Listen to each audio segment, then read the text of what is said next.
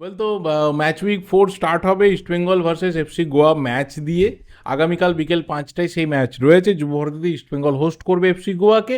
Super কাপে এই দুটো টিমের লাস্ট সাক্ষাৎ হয়েছিল। সুপার কাপ ফাইনালে ম্যাচ ড্র ছিল। পেনাল্টি শুট আউটে গিয়ে এফসি গোয়া ইস্টবেঙ্গলকে হারায়। তো সেই হারের মধুর বদলা ইস্টবেঙ্গল এবার নিজেদের ঘরের মাঠে তুলতে পারে কিনা সেটাই হবে দেখার বিষয়। কয়েকটা কথা শুরুতেই বলি। এক, ইস্টবেঙ্গল তাদের একটা খুব ভালো শুরু হয়েছিল, পরপর 2 ম্যাচে জয়, প্রচুর গোল, কিন্তু তারপরে ছন্দপতন জামশেদপুর এফসির বিরুদ্ধে। উল্টো দিকে এফসি গোয়া তারা এখনও অবধি 3 ম্যাচে আনবিটিন। প্রথম ম্যাচটা খুব আনএক্সপেক্টেড একটা ড্র ইন্টার কাশির এগেনস্টে, তারপর তারা কিন্তু জয়ের ছন্দে ফিরেছে। এবং দুটো টিমের যদি এখনও অবধি মিট করা প্রতিপক্ষের কথা বলি, তাহলে ইস্টবেঙ্গল দুটো সহজ প্রতিপক্ষের পর যখন অন্যতম কঠিন প্রতিপক্ষের বিরুদ্ধে ম্যাচ খেলেছে, সেই ম্যাচ ইস্টবেঙ্গল হেরেছে। আর উল্টো দিকে এফসি গোয়া তারা এখনও অবধি কিন্তু সেই অর্থে কোনো কঠিন প্রতিপক্ষের এগেনস্টে ম্যাচ খেলেনি। প্রথম ম্যাচটা ইন্টার কাশিকে তাদের ডেবিউ ম্যাচ ছিল। আমি একদমই বলবো না যে they were a very hard opponent for them, but একটা ভালো ফুটবল ম্যাচ হয়েছে। কিন্তু বাকি দুটো ম্যাচ এসসি দিল্লি আর মোহামেডান স্পোর্টিং, তারা তুলনায় অনেকটাই দুর্বল টিম, এবং সেই ম্যাচ তারা জিতেছে। এবং অবশ্যই পরপর দুটো ম্যাচে তারা কিন্তু গোল কনসিড করেনি। এফসি গোয়ার ক্ষেত্রে সবথেকে বড় স্ট্রেংথ হচ্ছে তাদের ডিফেন্সে তারা যে ধরনের সলিডারিটি দেখাতে পেরেছে সেটা কিন্তু যথেষ্ট ভালো। জাস্ট 3টে ম্যাচে তারা একটা গোল কনসিড করেছে। এত ভালো একটা ডিফেন্স এখনও অবধি লাইন মেনটেন করে ওরা খেলেছে, কিন্তু সেই অর্থে ডিফেন্সের ওপর কোনো প্রেশার দেখিনি। কিন্তু ইস্টবেঙ্গল ম্যাচে ডেফিনেটলি ডিফেন্সের ওপর প্রেশার হবে। এবং যদি যদি দেখা যায় যে ইস্টবেঙ্গল প্রথম 15-20 মিনিটের মধ্যে একটা গোল করে ফেলছে, তাহলে কিন্তু ইস্টবেঙ্গল ফার্স্ট হাফে গোল বাড়ানোর খেলাতে নামবে। এবং তখন কিভাবে নিজেদের ডিফেন্স লাইনকে এফসি গোয়া ইন্ট্যাক্ট রাখে দেখার বিষয় হবে। এবং সেই গোল পরিশোধ করার জন্য স্ট্র্যাটেজি তখন কী হবে দেখার বিষয় হবে। আর ঠিক সেই মুহূর্তে আমার মনে হয় যে ডিফেন্সকে আমাদের অনেক বেশি সলিড লাগছে, সেটা হয়তো ভেঙে পড়ার চান্স রয়েছে। যদি গোয়ার উইকনেসের কথা বলি, 4টে গোল গোয়া এখন অবধি করেছে। সেই 4টে গোলের মধ্যে একটা গোল করেছে ডিফেন্ডার পল মোরেনো, আর 3টে গোল করেছে ড্রাজিচ। তো ড্রাজিচের পা যদি চলে তাহলে গোয়া কিন্তু চলবে।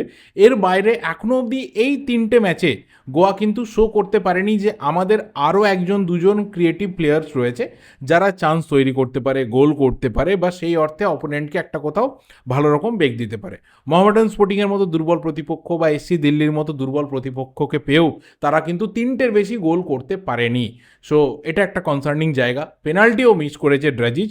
তো অ্যাটাকের জায়গাটা কিন্তু বেশ চাপের। একটা প্রপার ট্রানজিশনে তারা কিন্তু মুভ করছে।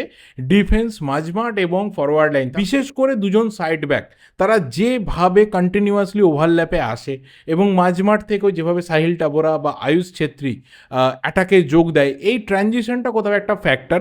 এবার যেহেতু উল্টো দিকে ইস্টবেঙ্গল তারাও একটা আলট্রা অ্যাটাকিং টিম, তো সেই টিমের এগেনস্টে উঠে আসাটা কতটা ইজি হবে সেটা হবে একটা দেখার বিষয়। বাট তাদের সবথেকে বড় অপরচুনিটির জায়গা কিন্তু এটাই যে তারা খুব প্রপার ট্রানজিশনে নিজেদের অ্যাটাকগুলোকে জেনারেট করে। আনবিটিন মোমেন্টাম তাদের রয়েছে। তারা পরপর দুটো ম্যাচ সরাসরি জিতেছে, প্রথম ম্যাচটা তারা ড্র করেছে। তো সবচেয়ে বড় কথা, তারা এই ধরনের অ্যাওয়ে ম্যাচ থেকে তারা কিন্তু মিনিমাম 1 পয়েন্ট নিয়েও যদি ফিরতে পারে, সেটাই তাদের জন্য কিন্তু অনেক হবে। এবং ইস্টবেঙ্গল তারা সর্বতভাবে চাইবে যে গোয়াকে কোনো পয়েন্ট নিয়ে ফিরতে না দিতে, পুরো পয়েন্টটা নিজেদের ঘরে রাখতে। যদি ইস্টবেঙ্গলের কথা বলি, ইস্টবেঙ্গলের সব থেকে বড় স্ট্রেংথ হচ্ছে এই মুহূর্তে দাঁড়িয়ে একটা লেথাল অ্যাটাকিং লাইন রয়েছে। ইস্টবেঙ্গল টোটাল এখনও অবধি 3টে ম্যাচে 8টা গোল করেছে, যার মধ্যে 4টে গোল হচ্ছে ইউসুফ এজাজারি, 2টো গোল করেছে মিগুয়েল, এবং 2টো গোল করেছে এডমুন্ড লালরেন্ডিকা। 3টে প্লেয়ার, 8টা গোল। তো এই মুহূর্তে যেটা পরিষ্কার ব্যাপার, দুটো টিমের অ্যাটাকের নিরিখে ইস্টবেঙ্গলে কিন্তু মাল্টিপল স্কোরার রয়েছে। অ্যান্ড ডেফিনেটলি যারা অ্যাটাকের জায়গা থেকে দায়িত্ব পাচ্ছে তারা কিন্তু নিজেদের কাজটা করছে। এবং তার পাশাপাশি আমি বলবো যে মিডফিল্ডের মধ্যে ভেরিয়েশনস রয়েছে, অনেক প্লেয়ার রয়েছে, কিন্তু কতজনকে অ্যাভেলেবেল পাওয়া যাবে এটা হচ্ছে বড় ব্যাপার। রশিদ, মিগুয়েল তো এই মুহূর্তে ফিট, প্রবলেম নেই। অ্যান্ড স্পেশালি দুজন প্লেয়ার যারা ফিরে আসার একটা হাই চান্স রয়েছে, তারা ফিরে এলে কিন্তু ইস্টবেঙ্গলের মাঝমাঠ আরও বেশি স্ট্রং হবে। সেটা হচ্ছে সাউল ক্রেসপো এবং অবশ্যই মহেশ নাওরেম সিং, যাদের ফিরে আসার কিন্তু এই মুহূর্তে সম্পূর্ণ সম্ভাবনা রয়েছে। কালকের ম্যাচে স্টার্টিং 11-এ না হলেও তারা বেঞ্চে কিন্তু স্টার্ট করতে পারে। তো সেই জায়গা থেকে ইস্টবেঙ্গলের যে মাঝমাঠ রয়েছে, মাঝমাঠের যে ইঞ্জিন রয়েছে, কালকে আরও বেশি করে সলিড দেখার চান্স কিন্তু রয়েছে। যদি ইস্টবেঙ্গলের উইকনেসের কথা বলি, সেটা অবশ্যই কিন্তু ডিফেন্সে ভালনারেবিলিটি, যেটা আমরা আগের ম্যাচে দেখেছি।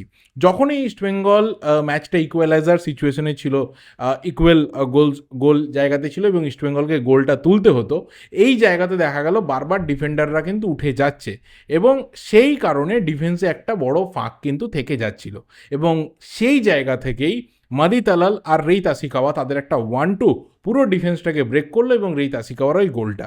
এই রকম যদি হয় তাহলে কিন্তু ড্রেজিচ বা ব্রাইসন বা উদান্তা, বরিস, তারা কিন্তু এত ইজিলি ছেড়ে কথা বলবে না। তো ডিফেন্সের ভালনারেবিলিটি কাটানোর জন্য কী ধরনের স্ট্র্যাটেজি কালকে অস্কার ব্রুজো তিনি নেন, কীভাবে তিনি ট্যাকটিক্যাল ব্যাটেলকে উইন করার চেষ্টা করেন, সেটাও কিন্তু একটা বিরাট বড় দেখার জায়গা হবে।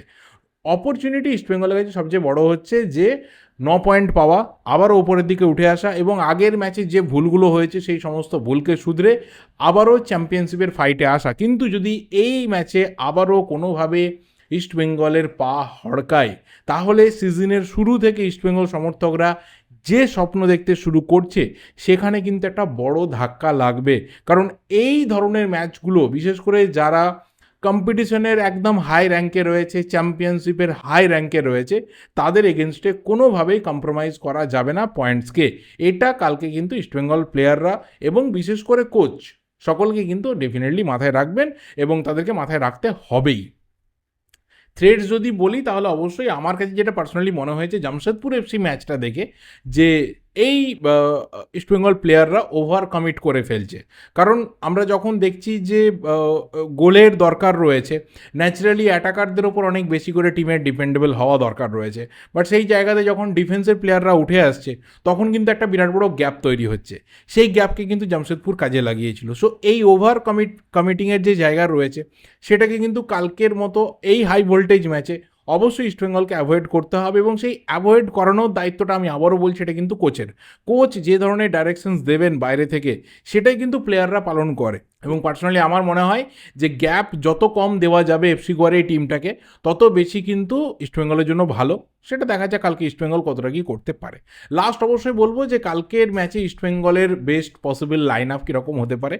যদি আগের ম্যাচের যে স্ট্র্যাটেজি কিছুক্ষণ পর কোচ নিয়েছিলেন, সেটা যদি কালকে শুরু থেকে তিনি নেন, আমার মনে হয় যে সেটা ইস্টবেঙ্গলের জন্য অনেক ভালো হবে। দেখো, বিদেশি প্লেয়ার আমার হাতে 4 জন অ্যাভেলেবেল রয়েছে, তার মানে এই নয় যে আমাকে 4 জনকে মাঠে নামিয়ে দিতে হবে এবং একটা প্লেয়ারকে তার আনন্যাচারাল পজিশনে খেলাতে হবে।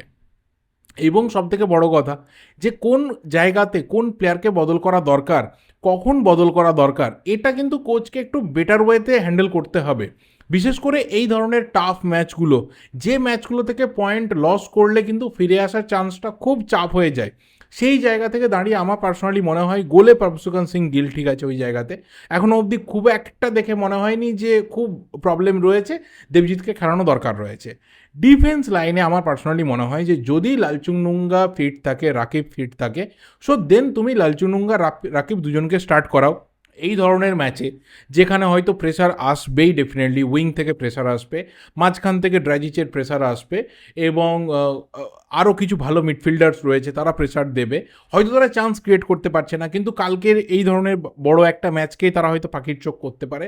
তো সেখানে দুজন সেন্টার ব্যাকে অবশ্যই লালচুংনুঙ্গা এবং আনোয়ার আলী, দুটো সাইড ব্যাকে রাকিব আর জয়গুপ্তা, আমার মনে হয় যে এটা বেস্ট ডিফেন্সিভ ফরমেশন হতে পারে ইস্টবেঙ্গলের জন্য। যদি জিকসনকে খেলাতেই হয়, জিকসন একটা ভালো মোমেন্টাম পেয়েছে, তাহলে জিকসনকে মাঝমাঠে ইউজ করা হোক, জিকসন এবং মোহাম্মদ রশিদকে সেন্ট্রাল ডিফেন্সিভ মিডফিল্ডে ইউজ করা হোক। অ্যাটাকিং মিডফিল্ডে বা পুরো হোল্ডিং রোলটাতে অবশ্যই আমরা মিগুয়েলকেই দেখতে চাই। রাইট উইংয়ে এডমুন্ড লালরিন্ডিকা, সে রাইট উইংয়ে খেলছে, কখনো সেকেন্ড স্ট্রাইকার হচ্ছে, কখনো অ্যাটাকিং মিডফিল্ডে আসছে, মিগুয়েলের সাথে পজিশন সোয়াপ করছে। ডেফিনেটলি তার যে অন্ততপক্ষে অবদান, সেটা পরপর প্রত্যেকটা ম্যাচে আমরা দেখেছি, অ্যাসিস্ট, দুটো গোল, সব কিছু আমরা দেখেছি। এবং টিমের এই মুহূর্তে অন্যতম গুরুত্বপূর্ণ প্লেয়ার এডমুন্ড লালরিন্ডিকা। লেফট উইংয়ে অবশ্যই বিপিন সিং, তারা একটা ভালো এই মুহূর্তে সময় যাচ্ছে। এবং সেন্টার ফরওয়ার্ডে আপাতত লিগের টপ স্কোরার ইউসুফ এজাজারি। আমার মনে হয় যে কালকে ইস্টবেঙ্গলের জন্য এটা ইনিশিয়ালি বেস্ট স্টার্টিং 11 হতে পারে, কারণ বেঞ্চে সাউল, মাহেশ এদের ফিরে আসার একটা চান্স রয়েছে, সময় মতো তাদেরকে ইউজ করা যাবে। তোমাদের কি ওপিনিয়ন রয়েছে অবশ্যই তোমরা কমেন্ট করে জানাতে থাকো। প্রেডিকশন কি রয়েছে ম্যাচ নিয়ে অবশ্যই জানাতে থাকো। আমি ভিডিওটা এখানেই শেষ করছি, দেখা হবে কালকে ম্যাচের পর। Thank you, good bye and good night.